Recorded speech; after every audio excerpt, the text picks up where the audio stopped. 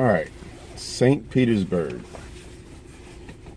one of the oldest cities on the planet, or in the modern world, I should say. One of the oldest cities in the modern world.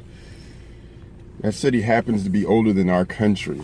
No, actually, not even our country, but the almost as old as the discovery of America by the early explorers. Almost. Because I want to say 20 years ago, it might be 525 years old. So it's a really old city. And it was just bombed. There's a couple other things that went on during this weekend. And it got me to thinking, considering our president, our current president, how would he deal with a situation like that? How would he actually deal with a situation like that?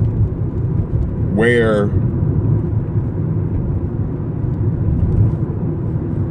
one of our major cities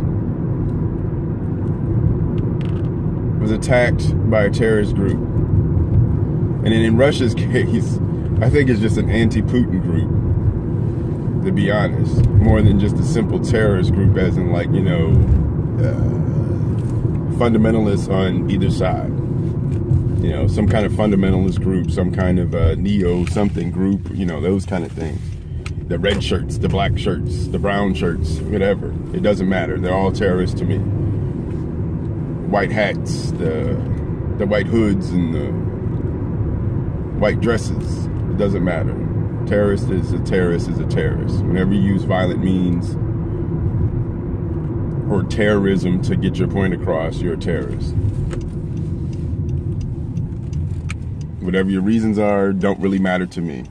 Once you start going towards violence, that's when it starts getting stupid. And it kind of destroys your message. But anyway,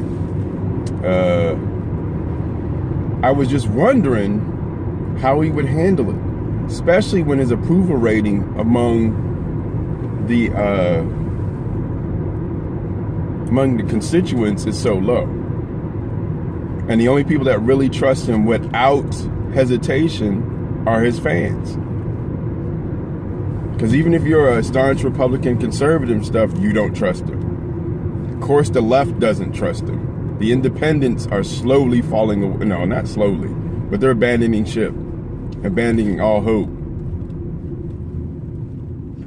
Then you got the minorities, people of color who never trusted him from the beginning.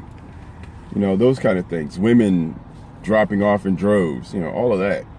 How would he pull this country together in a crisis? Because I fear that if they find out it's some kind of fundamentalist group, or Islamic fundamentalist group, I should say. I'll point that out. Is Islamic fundamentalist group, that he will use that as a justification for his fear-mongering. Instead of pulling the country together, what we'll end up having is, all of a sudden, because this Muslim dude decided to do what he did, every Muslim will be affected and looked at as, and you'll get that, what was that movie? That movie with Bruce Willis, and I think it was Denzel Washington. Bruce Willis was a commander of a rapid response army group that was let loose in New York City. And the guy was like, he was talking to the mayor, and he's like, "Are you sure you want to let me go? Because this is the time you want to use a scalpel, and I'm not a scalpel. So the things that he's going to do aren't going to be blunt. I mean, they're going to be blunt. They're not going to be sharp. Everybody that looks suspicious, everybody that's a Muslim, everybody will be rounded up. It'll remind me of the days of the Japanese Americans being put into the concentration camps.